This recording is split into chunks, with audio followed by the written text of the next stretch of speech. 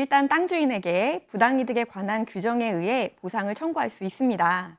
다른 사람의 토지 위에 소유자의 승낙 없이 나무를 심은 사람은 그 나무의 소유권을 잃게 되지만 동시에 토지 소유자는 아무런 권한 없이 나무의 가치에 상당한 이득을 얻은 셈이 되는 거잖아요.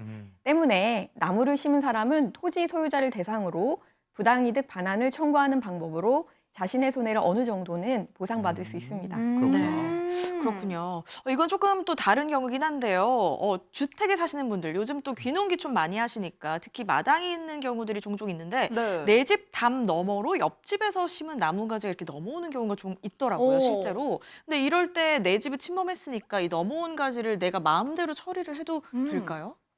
네. 함부로 베어냈다가는 법적으로 문제가 될 수도 있습니다. 그렇구나. 인접지의 나뭇가지가 경계를 넘은 때에는 나무의 소유자에게 먼저 가지의 제거를 청구를 할 수 있고요. 이러한 청구에 응하지 않을 때에는 청구자가 직접 가지를 제거할 수 있습니다. 따라서 옆집에서 심은 나뭇가지가 자신의 집에 담을 넘어온 경우에는 반드시 먼저 나무 소유자에게 가지를 제거해달라는 청구를 하고 그에 응하지 않을 경우에만 임의로 제거할 수 있습니다. 만일 그런 과정을 거치지 않고 곧바로 나뭇가지를 제거할 경우에는 형법상 재물손괴죄로 처벌될 수도 있으니 주의하셔야 합니다. 네, 그렇군요. 자, 그럼 두 번째 사연도 한번 보겠습니다. 결혼한 지 3년 만에 성격차로 합의에 의한 이혼을 결정했습니다.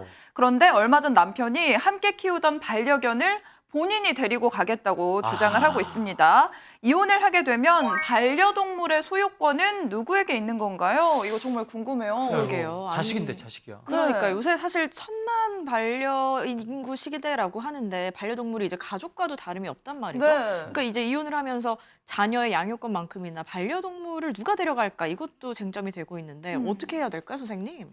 네, 이혼할 때 반려동물은 양육권이 아닌 소유권 분쟁의 대상이 됩니다. 반려동물의 법적 지위가 점점 더 높아지고 있는 추세이기는 하지만 민법상 반려동물은 여전히 물건에 해당하기 때문인데요. 그래서 민법 839조의 2에 따른 재산분할의 목적이 된다라고 보는 것이죠. 그렇다고 해서 법원이 반려동물을 다른 물건과 똑같이 보고 있는 것은 아닌데요. 일반적으로는 이혼 시 재산분할이 물건의 값을 매겨 그 가액을 분할하거나 물건 그 자체를 현물로 분할하도록 하는 방법에 따르는데요. 반려동물의 소유권 귀속은 다양한 상황을 고려하여 결정이 됩니다.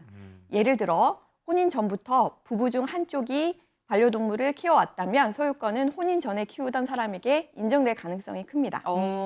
잠깐만. 그러면은 결혼하고 나서 반려동물을 키우면 어떻게 돼요? 이거 복잡하네. 네, 만약 혼인 중 반려동물을 기르기 시작한 경우라면 누가 입양 또는 구입 절차를 진행했는지 또는 누가 주도적으로 돌봤는지 그리고 양육에 필요한 금전적 지원을 누가 담당했는지 또는 반려동물 등록을 누구의 명의로 했는지 이런 모든 사정을 종합적으로 고려해서 소유권이 결정이 됩니다. 뿐만 아니라 이혼하려는 부부에게 자녀가 있는 경우도 있잖아요.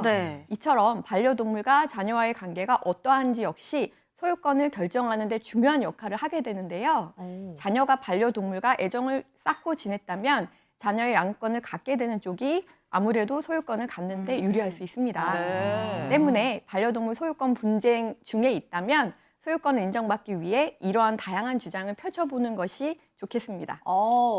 이혼을 하게 되면 결국 어느 한쪽이 반려동물을 키울 수밖에 없을 텐데요. 그렇다면 이혼 후에도 반려동물을 만날 수 있게 한다거나 반려동물을 키우는 데 들어가는 비용을 청구할 수 있는지도 궁금해요. 네, 세계적으로 반려동물에 대한 면접 교섭권이나 양육비 청구권이 법적 권리로서 인정되는 사례가 굉장히 빠르게 늘어나고 있는데요. 다만 아직 우리나라 법 제도에서는 이혼 시에 반려동물에 대한 양육자 지정 제도가 없기 때문에 면접 교섭권 등이 인정되진 않고 있습니다.